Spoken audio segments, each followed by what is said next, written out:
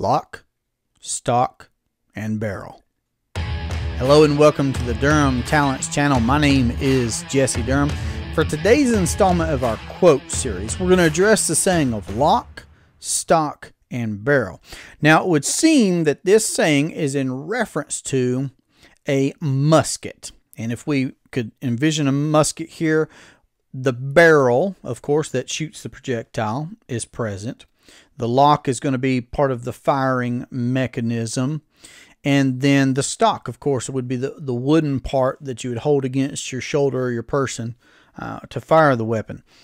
And this idea of lock, stock, and barrel means everything. You know, to put a saying on a saying, it would be the whole enchilada, but the whole thing.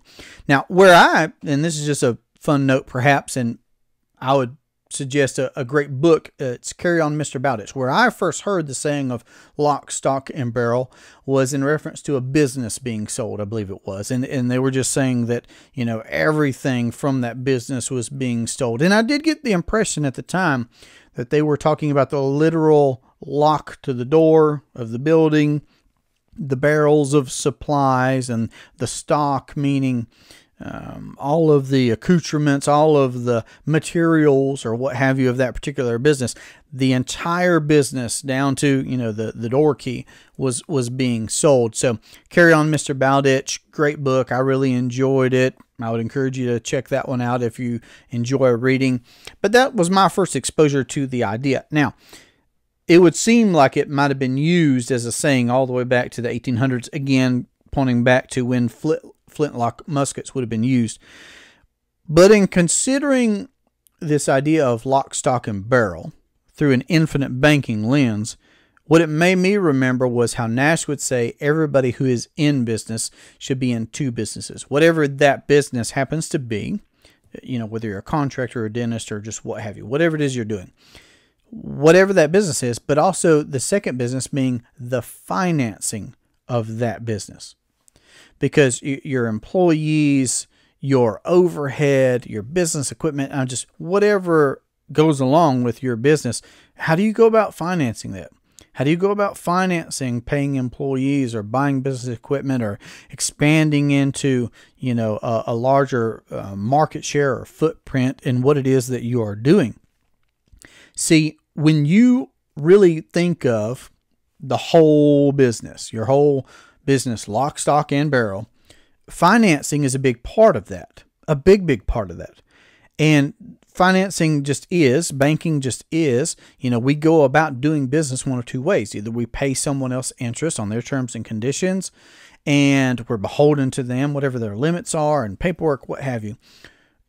Or we set aside our capital somewhere and we forfeit the opportunity to earn on that capital. And it has to be set aside and we can't touch it. And we miss out on compounding interest and all these other different things. Well, the third option is to become your own banker, to both grow your capital in appreciating assets that are perfectly collateralized. And here I'm promoting the idea that those would be whole life policies, properly structured with a mutual company that pay a dividend. And you can go about the business of financing your business.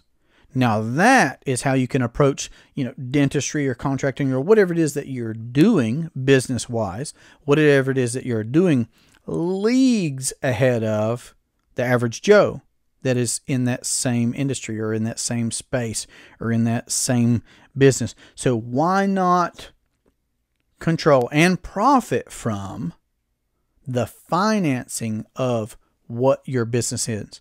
And if you're an employee and you do the 9-to-5 thing, I get it. You run a household. You know, you could look at your household as your business. So food for thought today. What could it look like if you accounted for your need of finance? And that's my question to you. Who controls the banking function in your life? I would promote the idea that you can become your own banker, lock, stock, and barrel. So if you'd like to have a conversation about how you could implement the infinite banking concept into your household or your business or your investing, you could reach me at 828-817-4223, or you can email durhamtalents@gmail.com. This has been a great pleasure for me. I look forward to our next conversation. Have a great day. Take care.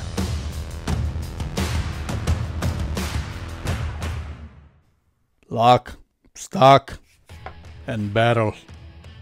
That's too much. Too many. Nope. Nope. Today's episode of our